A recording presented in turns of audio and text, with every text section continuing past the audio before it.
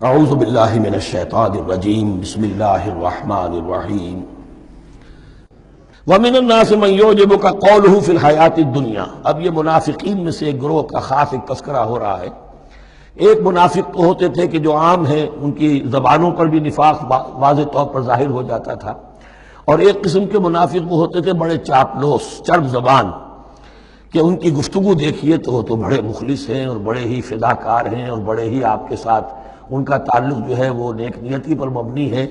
ان کی زبانیں جو ہیں معلوم ہوتا ہے کہ اس میں تو سب گھی شکر گھلا ہوا ہے، لیکن یہ کہ ان کا کردار انتہائی خراب ہوتا ہے، اور پھر وہ جب واپس جاتے ہیں باتیں کرنے کے بعد یا باتیں بنانے کے بعد تو ان کا کردار جو ہے وہ فساد پر مبنی ہوتا ہے۔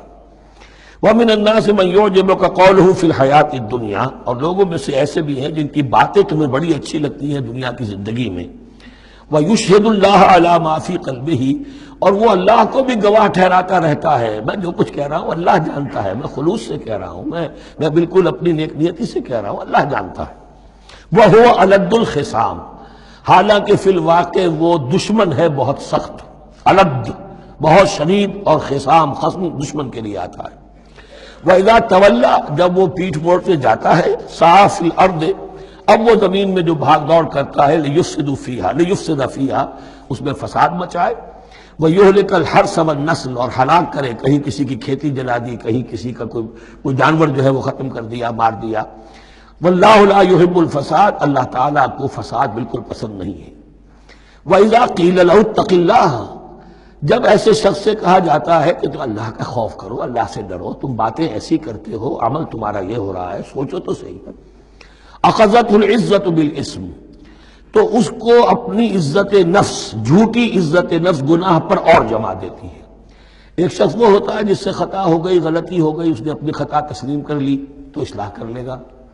ایک وہ ہے کہ جو کیسے مان لوں میری غلطی ہے، اس کی جھوٹی انا جو ہے اور جو اس کی جھوٹی عزت نفس ہے وہ اسے اور گناہ کے اوپر چپکا دیتی ہے۔ اخذت العزت بالاسم، اس کو اور اس پر جامد کر دیتی ہے۔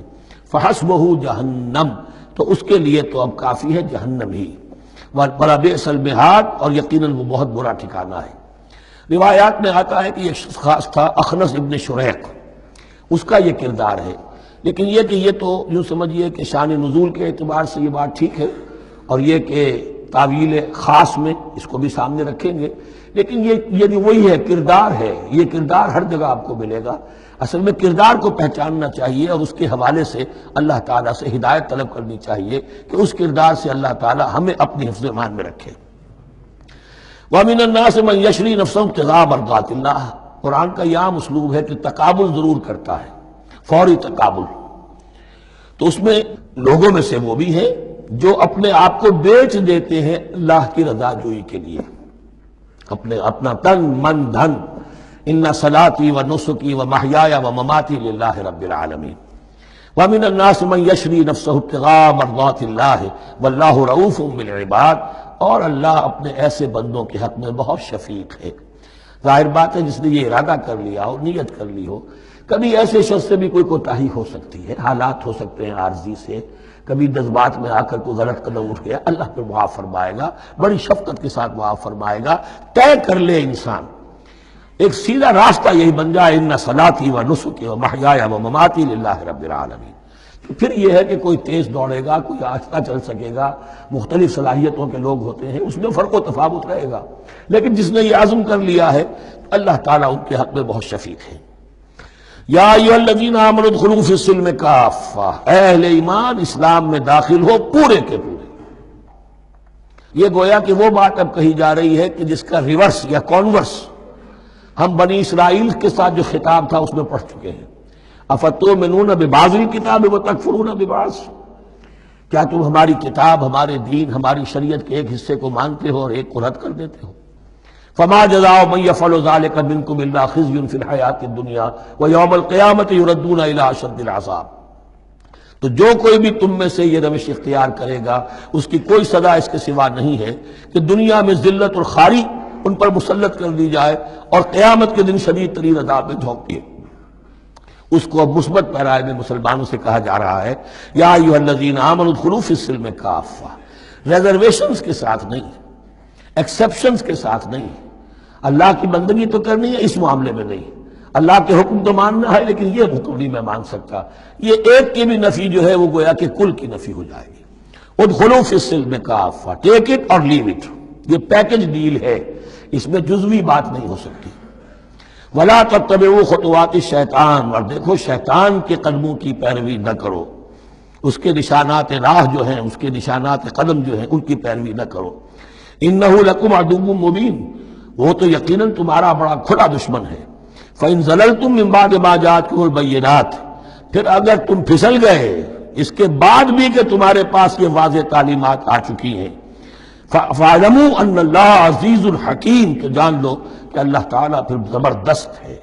اس میں دھمکی کا پہلو آ گیا کہ پھر اللہ کی جو ہے پکڑ سخت ہوگی، حکیم بھی ہے، اس کی پکڑ میں بھی حکمت ہے۔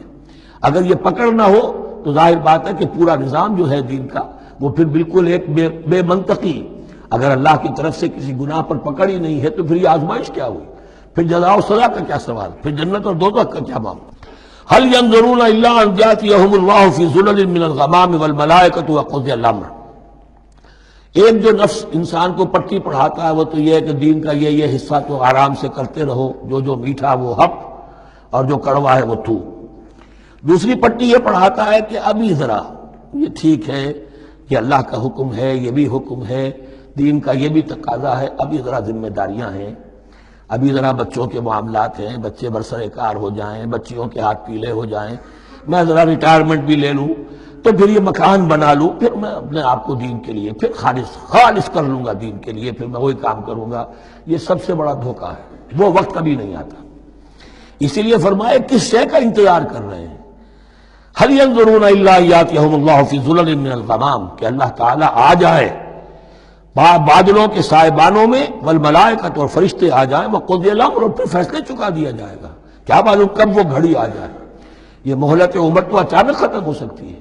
پوری دنیا کی قیامت بھی جب آئے گی اچانک آئے گی، اور ہر شخص کی ذاتی قیامت تو اس کے سر کے اوپر تلوار کی طرح لٹکی ہوئی ہے کہ من مات فقط قامت قیامتہ، جو مر گیا اس کی قیامت تو آ گئی۔ کیا تمہارے پاس گارنٹی ہے یہ سارے کام کرو گے تب تک زندہ رہو گے اور پھر بھی تمہارے جسم میں کوئی توانائی، کوئی رمق باقی رہ جائے گی کہ دین کا کوئی کام کر سکو؟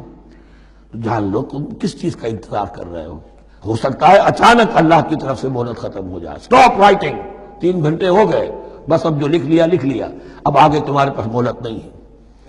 وَإِلَى اللَّهِ تُرْجَعُ الْأُمُورُ، اور یقیناً تمام معاملات اللہ ہی کی طرف لوٹا دیے جائیں گے۔ صدق اللہ العظیم۔